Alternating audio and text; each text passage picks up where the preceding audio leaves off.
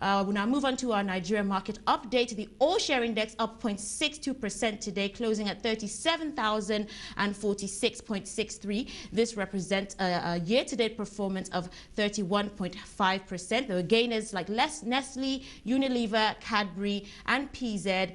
Losers, Total, Julius Berger, UBA, UAC Nigeria, and Nigerian Breweries. Now, market cap stands at 11.8 trillion naira. And joining to discuss the activity in the market today is Kayode Tinuoye, his strategy and business officer at Diamond Bank. Kayode, it's great to have you on the show today. Now, of course, the MPC decision out today. We've seen MPR on change, CRR on change, liquidity ratio on change as well as at 30%. We, of course, know that the inflation rate for April is now at 9.1%. And we saw the CBN governor mention that inflation is likely to remain in single digits in the next 6 months. So good to get your thoughts on what exactly you've read into some of those numbers. Well, I think the CBN is merely sticking to what has worked for it in the last few months. You recall that this year the MPR has remained unchanged, and even up until last year we've had 12% MPR. The fundamental reason why the CBN is keeping the rate unchanged is basically to ensure a high level of macroeconomic stability. Recall that Nigeria is highly susceptible to occurrences in the global economy, and we've already begun to see some pressure in that sector.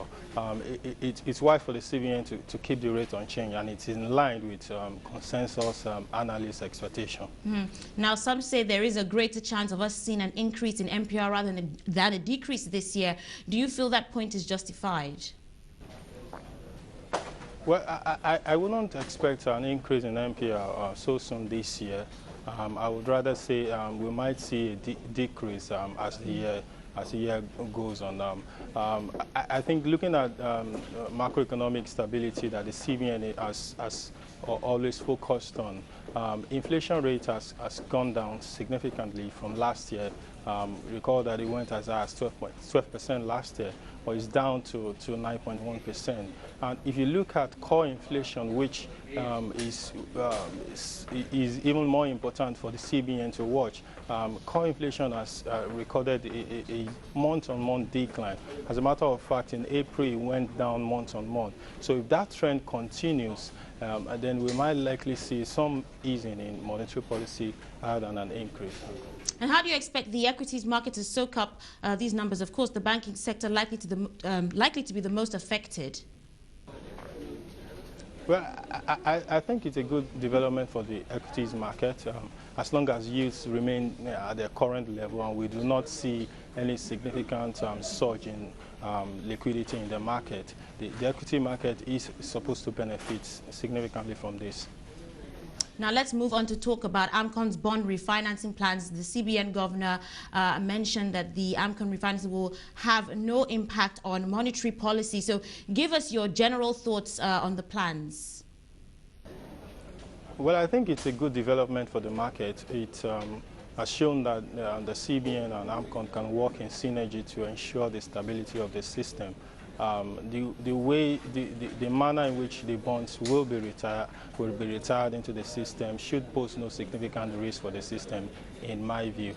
I expect the banks to take this in positive light, and it should significantly affect the operations going forward. Now, some analysts are of the opinion that the repayment of the bonds back to the commercial banks could increase liquidity in the banking sector and may therefore result in an increase in the CBN's OMO activities to curb inflation. Is this a view you share? Well, I think a lot will depend on how the CBN decides to retire those bonds going forward. Recall that at the initial stages when AMCON bought NPLs from banks, it wasn't really a cash-based transaction. It was just the banks giving AMCON their NPLs and collecting liquid instruments which they could discount for cash as they create more risk asset. If the CBN chooses to go by similar means, in the sense that they could choose a combination of liquidity status instruments, which will not significantly mean that there will be much liquidity inflow into the system. That should not affect the system. I don't think that will warrant any significant upshot in OMO operations here. Now, very quickly, there was also mention of the potential increased spending on security, of course, because of what's happening in the north. Do you believe that this could have significant impact on inflation rate and MPC decisions going forward? Well, government spending has always been a very significant consideration for the CBN in terms of monetary policy response. But I think that the spending on security should be part of the contingency plans that the executive or the fiscal authority would have put into this year's budget. And as long as the total overall spending is still within the fiscal limit that has been set at the beginning of the year, I do not think that would have a significant. It could push, there could be some increase in spending, but I do not think that would warrant any significant increase in NPR.